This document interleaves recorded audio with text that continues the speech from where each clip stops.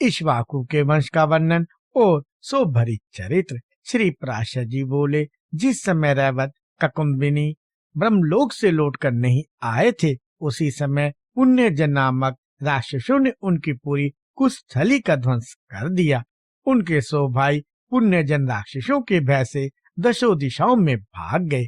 उन्हीं के वंश में उत्पन्न हुए क्षत्रियगण समस्त दिशाओं में फैले।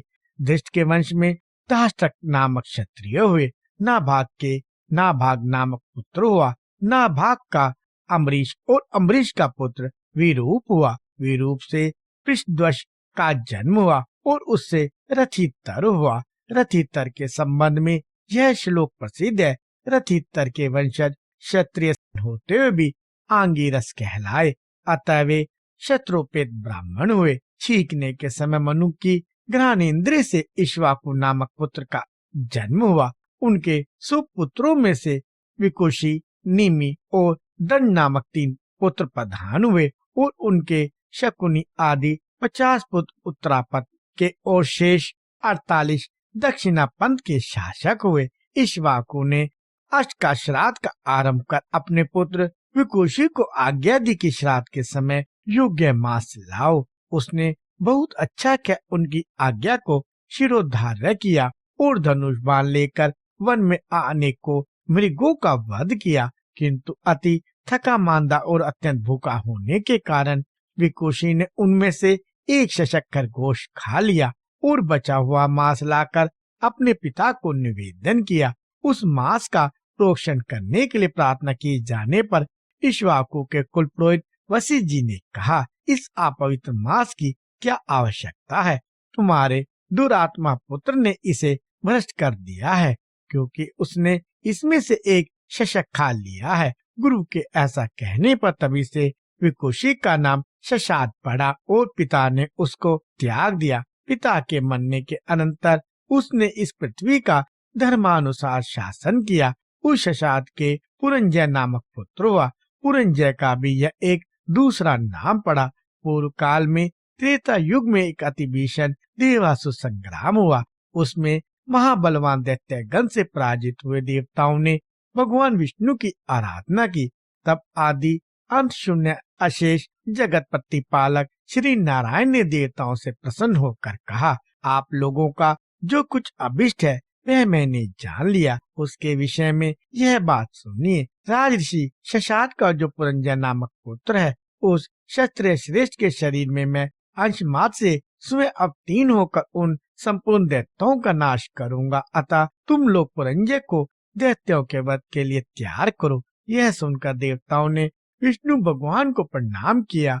वो पुरंजय के पास आकर उससे कहा, हे क्षत्रिय श्रेष्ठ, हम लोग चाहते हैं कि अपने शत्रुओं के वध में प्रवृत्त हम लोगों की आप सहायता करें। हम अभ्यागत जनों का आप मान भंग ना करें। यह सुनकर पुरंजय ने कहा, ये जो त्रिलोक के नाथ शतक्रतु आप लोगों के इंद्र हैं, यदि मैं इनके कंधे पर चढ़कर आपके शत्रुओं से युद्ध कर सकूं तो आप लोगों का सहायक हो सकता हूं। यह सुनकर समस्त देवगण और इंद्र ने बहुत अच्छा ऐसा कहकर उनका कथन स्वीकार कर लिया। फिर विषभ रूपधारी इंद्र की पीठ पर चढ़कर चराचर गुरु भगवान अच्युत के तेज से परिपूर्ण होकर राजा पुरंजय ने रोष पूर्वक सभी दैत्यों को मार डाला। उस राजा ने बैल के कंधे पर बैठकर दैत्य सेना का वध किया था, अतः उसका नाम ककुत्स पड़ा। ककुत्स के अनीना नामक पुत्र हुआ। अनीना के पृथु, पृथु के विष्टाशव, उनके चांद्र युवनाश्व और उस चांद युवनाश के शाश्वत नामक पुत्र हुआ, जिसने शाश्वतीपुरी बसाई थी। शाश्वत के विरहदशव और विरहदशव के कुवलयाशव का जन्म हुआ, जिसने वैष्णु तेज से पूर्णता लाभ कर अपने 21 सहस्त्र पुत्रों के साथ मिलकर महर्षि उद्दक के अपकारी धुंधु नामक दैत्य को मारा था। अतः उनका नाम धुंधुमार हुआ। उनके सभी पुत्र धुंधु के मुख से निकले हुए निश्वास अग्नि से जलकर मर गए। उनमें से केवल दृढ़ाशव, चंद्राशव और कपिलाशव ये 3 ही बचे थे। दृढ़ाशव से हर्यशव, हर्यशव से निकुंभ, निकुंभ से अमिताशव, अमिताशव से कृशाशव, कृशाशव से प्रसेनजित और प्रसेनजीत से युवनाशव का जन्म हुआ। युवनाशव निसंतान होने के कारण खिंचित से मुनीश्वरों के आश्रम में रहा करते थे। उनके दुख से द्रवीभूत होकर दयालु मुनिजनों ने उसके पुत्र उत्पन्न होने के लिए यज्ञ अनुष्ठान किया। आधी रात के समय उस यज्ञ के समाप्त होने पर मुनिजन मंत्र पूज जल का कलश वेदी में रखकर सो गए। उनके सो जाने पर अत्यंत पिपासाकुल होकर राजा ने उस स्थान में प्रवेश किया और सोए होने के कारण उन ऋषियों को उन्होंने नहीं जगाया तथा उस अपरिमित महात्मशाली कलश के मंत्रपूत जल को पी लिया। जागने पर ऋषियों ने पूछा, इस मंत्रपूत जल को किसने पिया है? इसका पान करने पर ही युवनाशव की पत्नी महाबल विक्रमशील पुत्र उत्पन्न करेगी। यह सुनकर राजा ने कहा, मैंने ही बिना जाने यह जल पी लिया है। अतः युवनाशव के उदर में गर्भ स्थापित हो गया और क्रमशः बढ़ने लगा। यथा समय बालक राजा की दाई कोख फाड़ कर निकल आया, किंतु इससे राजा की मृत्यु नहीं हुई। उसके जन्म लेने पर मुनियों ने कहा, यह बालक क्या पान करके जीवित रहेगा? उसी समय देवराज इंद्र ने आकर कहा, यह मेरे आश्रय जीवित रहेगा। अतः उसका नाम मानधाता हुआ। देवेंद्र ने उसके मुख में अपनी तर्जनी अंगूठी के पास की उंगली दे दी और वह उसे पीने लगा। उस अमृत में उंगली का आस्वादन करने से वह एक ही दिन में बढ़ गया। तभी से चक्रवर्ती मानधाता सब द्विता पृथ्वी का राज्य भोगने लगा। इसके विषय में यह श्लोक कहा जाता है, जहाँ से सूर्य उदय होता है और जहाँ अस्त होता है वह सभी क्षेत्र युवनाशव के पुत्र मानधाता का है। मानधाता ने शतबिंदु की पुत्री बिंदुमती से विवाह किया और उससे पुरुकुत्स, अम्बरीश और मुचुकुंद नामक 3 पुत्र उत्पन्न किए तथा उसी बिंदुमती से उनके 50 कन्याएं हुई। उसी समय बृहविज सोबरी नामक महिषी ने 12 वर्ष तक जल में निवास किया। उस जल में समद नामक एक बहुत सी संतानों वाला और अति दीर्घकाय मत्स्य राज था। उसके पुत्र पौत्र और दोहित आदि उसके आगे पीछे और इधर उधर पक्ष, पुछ और सिर के ऊपर घूमते हुए अति आनंदित होकर रात दिन उसी के साथ क्रीड़ा करते रहते थे तथा वह भी अपनी संतान के सुकोमल स्पर्श से अत्यंत हर्षयुक्त होकर उन मुनीश्वर के देखते देखते अपने पुत्र पौत्र और दोहित आदि के साथ अहिर्निश क्रीड़ा करता रहता था। इस प्रकार जल में स्थित सोबरी ऋषि ने एकाग्रता रूप समाधि को छोड़कर रात दिन उस मत्स्य राज की अपने पुत्र पौत्र और दोहित आदि के साथ अति रमणीय क्रीड़ाओं को देखकर विचार किया, अहो यह धन्य है जो ऐसी अनिष्ट योनि में उत्पन्न होकर भी अपने इन पुत्र पौत्र और दोहित आदि के साथ निरंतर रमन करता हुआ हमारे हृदय में डाह उत्पन्न करता है। हम भी इसी प्रकार अपने पुत्र आदि के साथ अति ललित लीलाएं करेंगे। ऐसी अभिलाषा करते हुए वे उस जल के भीतर से निकल आए और संतानार्थ ग्रस्त आश्रम में प्रवेश करने की कामना से कन्या ग्रहण करने के लिए राजा मानधाता के पास आए। मुनिवर का आगमन सुन राजा ने उठकर अर्धान आदि से उनका भली प्रकार पूजन किया। तदंतर सोबरी मुनि ने आसन ग्रहण करके राजा से कहा। सोबरी जी बोले, हे राजन, मैं कन्या परिग्रह का अभिलाषी हूँ, अतः तुम मुझे एक कन्या दो, मेरा परिणय भंग मत करो। कुकुत्सवन में कार्यवश आया हुआ कोई भी प्रार्थी पुरुष कभी खाली हाथ नहीं लौटता। हे मानधाता, पृथ्वी तल में और भी अनेक राजा लोग हैं और उनके भी कन्या उत्पन्न हुई है, किंतु याचकों को मांगी हुई वस्तु देने के नियम में दृढ़ प्रतिज्ञा तो यह तुम्हारा प्रशंसनीय कुल ही है। हे राजन, तुम्हारे 50 कन्याएं हैं, उनमें से तुम मुझे केवल एक ही दे दो। हे नृपश्रेष्ठ, मैं इस समय प्रार्थना भंग की आशंका से उत्पन्न अतिशय दुख से भयभीत हो रहा हूँ। श्री पराशर जी बोले, ऋषि के ऐसे वचन सुनकर राजा उनके जराजीर्ण देह को देखकर शाप के भय से अस्वीकार करने में कातर हो उनसे डरते हुए कुछ नीचे को मुख करके मन ही मन चिंता करने लगे। सोबरी जी बोले, हे नरेंद्र, तुम चिंतित क्यों होते हो? मैंने इसमें कोई असहम बात तो कही नहीं है। जो कन्या एक दिन तुम्हें अवश्य देनी ही है, उससे ही यदि हम कृतार्थ हो सके तो तुम क्या नहीं प्राप्त कर सकते हो। श्री पराशर जी बोले, तब भगवान सोबरी के शाप से भयभीत हो राजा मानधाता ने नम्रता पूर्वक उनसे कहा। राजा बोले, भगवान, हमारे कुल की यह रीति है कि जिस सत्कुलोत्पन्न वर को कन्या पसंद करती है वह उसी को दी जाती है। आपकी प्रार्थना तो हमारे मनोरथों से भी परे है। ना जाने किस प्रकार यह उत्पन्न हुई है। ऐसी अवस्था में मैं नहीं जानता कि क्या करूं। बस मुझे यही चिंता है। महाराज मानधाता के ऐसा कहने पर मुनिवर शोरभरी ने विचार किया। मुझको टाल देने का यह एक और ही उपाय है। यह बूढ़ा है, प्रौढ़ा स्त्रियां भी इसे पसंद नहीं कर सकती, फिर कन्याओं की तो बात ही क्या है। ऐसा सोचकर ही राजा ने यह बात कही है। अच्छा, ऐसा ही सही, मैं भी ऐसा ही उपाय करूंगा। यह सब सोचकर उन्होंने मानधाता से कहा, यदि ऐसी बात है तो कन्याओं के अंतःपुर रक्षक नपुंसक को वहाँ मेरा प्रवेश कराने के लिए आज्ञा दो। यदि कोई कन्या ही मेरी इच्छा करेगी तो ही मैं स्त्री ग्रहण करूंगा, नहीं तो इस ढलती अवस्था में मुझे इस व्यर्थ उद्योग का कोई प्रयोजन नहीं है। ऐसा कहकर वे मौन हो गए। तब मुनि के शाप की आशंका से मानधाता ने कन्याओं के अंतःपुर रक्षक को आज्ञा दे दी। उसके साथ अंतःपुर में प्रवेश करते हुए भगवान शोरभरी ने अपना रूप सकल सिद्ध और गंधर्व से भी अतिशय मनोहर बना लिया।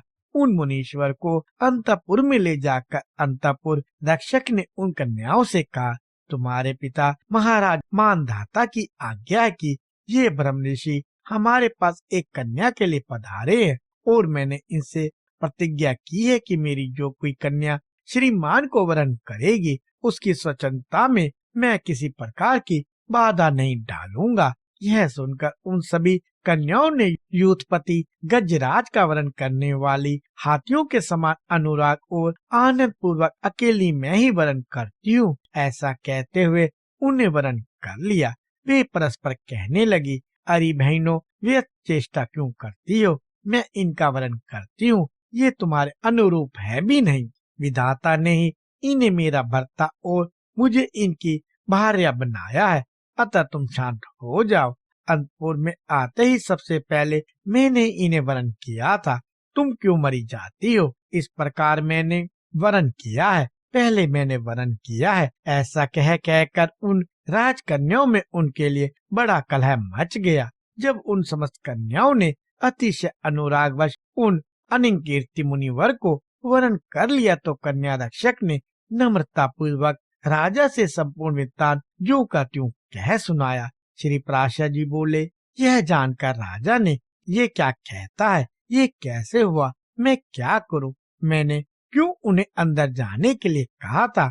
इस प्रकार सोचते हुए अत्यंत व्याकुल चित्त से इच्छा न होते हुए भी जैसे तैसे अपने वचन का पालन किया और अपने अनुरूप विवाह संस्कार के समाप्त होने पर महर्षि सोबरी उन समस्त कन्याओं को अपने आश्रम पर ले गए। वहां आकर उन्होंने दूसरे विधाता के समान अशेष शिल्प कल्प प्रणेता विश्वकर्मा को बुलाकर कहा कि इन समस्त कन्याओं में से प्रत्येक के लिए पृथक पृथक महल बनाओ, जिनमें खिले हुए कमल और कूजते हुए सुंदर हंस तथा कार्णव आदि जल पक्षियों से सुशोभित जलाशय हो। सुंदर उपप्रधान मसंद शैया और परिच्छद ओढ़ने के वस्त्रों तथा पर्याप्त खुला हुआ स्थान हो। तब संपूर्ण शिल्प विद्या के विशेष आचार्य विश्वकर्मा ने भी उनके आज्ञा अनुसार सब कुछ तैयार करके उन्हें दिखलाया।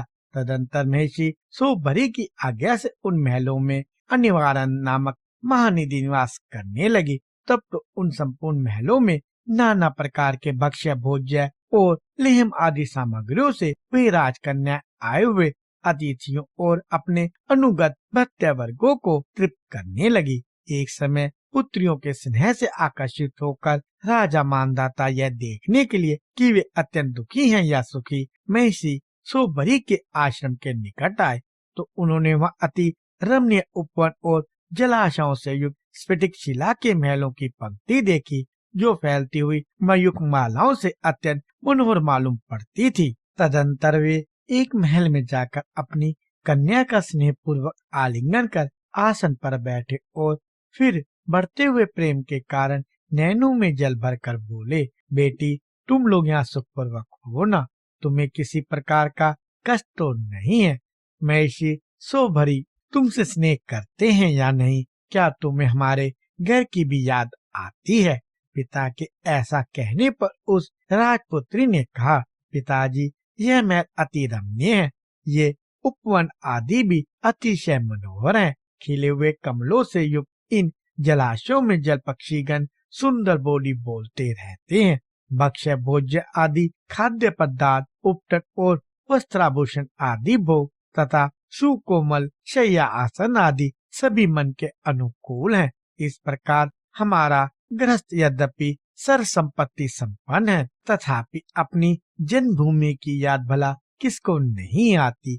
आपकी कृपा से यद्यपि सब कुछ मंगलमय है, तथापि मुझे एक बड़ा दुख है कि हमारे पति ये महिषी मेरे घर से बाहर कभी नहीं जाते। अत्यंत प्रीति के कारण ये केवल मेरे ही पास रहते हैं। मेरी अन्य बहनों के पास ये जाते ही नहीं है। इस कारण से मेरी बहनें अति दुखी होंगी यदि यही मेरे अति दुख का कारण है। उसके ऐसा कहने पर राजा ने दूसरे महल में आकर अपनी कन्या का आलिंगन किया और आसन पर बैठने के अनंतर उससे भी इसी प्रकार पूछा। उसने भी उसी प्रकार महल आदि संपूर्ण उपभोगों के सुख का वर्णन किया और कहा कि अतिशय प्रीति के कारण महिषी केवल मेरे ही पास रहते हैं और किसी बहन के पास नहीं जाते। इस प्रकार पूर्वत सुनकर राजा एक एक करके प्रत्येक महल में गए और प्रत्येक कन्या से इसी प्रकार पूछा और उन सब ने भी वैसे ही उत्तर दिया। अंत में आनंद और विस्मय के भाव से विवशित होकर उन्होंने एकांत में स्थित भगवान सौरभरी की पूजा करने के अनंतर उनसे कहा, भगवान आपके ही योग सिद्धि का यह महान प्रभाव देखा है। इस प्रकार के महान वैभव के साथ और किसी को भी विलास करते हुए हमने नहीं देखा, सो यह सब आपकी तपस्या का ही फल है।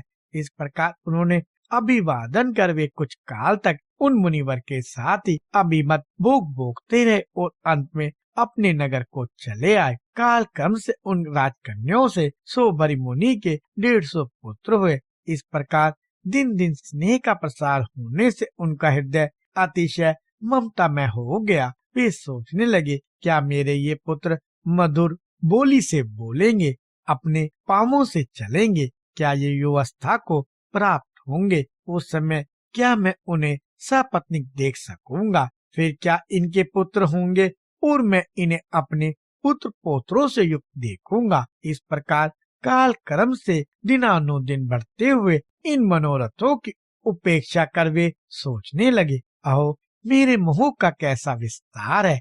इन मनोरथों की तो हजारों लाखों वर्षों में भी समाप्ति नहीं हो सकती। उनमें से यदि कुछ पूर्ण भी हो जाते हैं तो उनके स्थान पर अन्य नए मनोरथों की उत्पत्ति हो जाती है।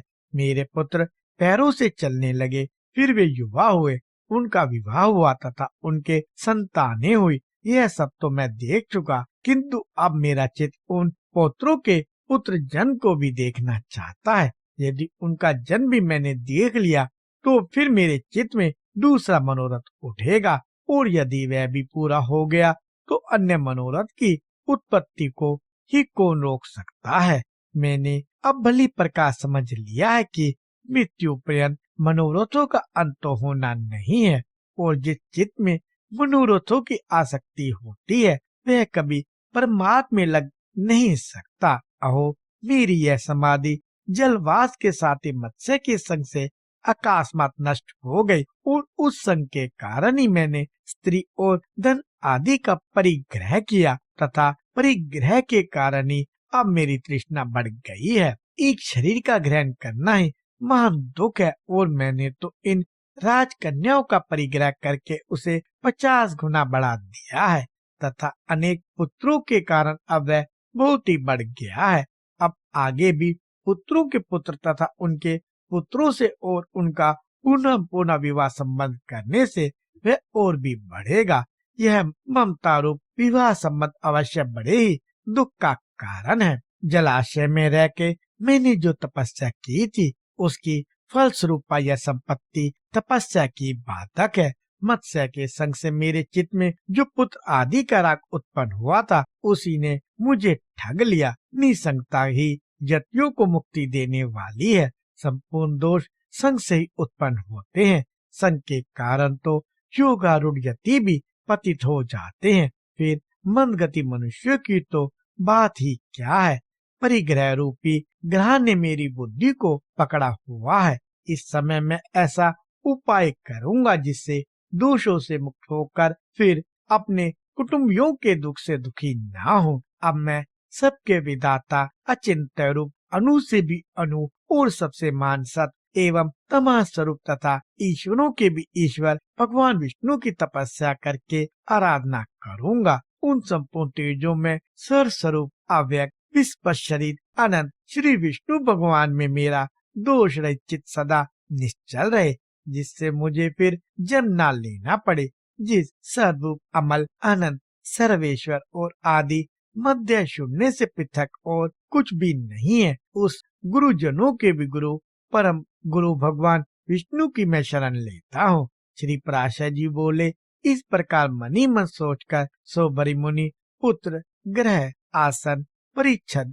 आदि संपूर्ण पदार्थों को छोड़कर अपनी समस्त स्त्रियों के सहित वन में चले गए। वहाँ वानप्रस्थों के योग्य समस्त क्रियाकलाप का अनुष्ठान करते हुए संपूर्ण पापों का क्षय हो जाने पर तथा मनोवृत्ति के रोग द्वेषहीन हो जाने पर आवानी आदि अग्नियों को अपने में स्थापित कर सन्यासी हो गए। फिर भगवान में आसक्त हो संपूर्ण कर्म कलाप का त्याग कर परमात्मा प्रयाण पुरुषों के अच्युत पद मोक्ष को प्राप्त किया, जो अजन्मा अनादि अविनाशी विकार और मनन आदि धर्मों से रहित इंद्र आदि से अतीत और अनंत है। इस प्रकार मानधाता की कन्याओं के संबंध में मैंने इस चरित्र का वर्णन किया है। जो कोई इस सुभरी चरित्र का स्मरण करता है अथवा पढ़ता पढ़ाता सुनता सुनाता धारण करता कराता लिखता लिखवाता तथा सीखता सिखाता अथवा उपदेश करता है, उसके 6 जन्मों तक दुख संतति असत धर्म और वाणी अथवा मन की कुमार्ग में प्रवृत्ति तथा किसी भी पदार्थ में ममता नहीं होती।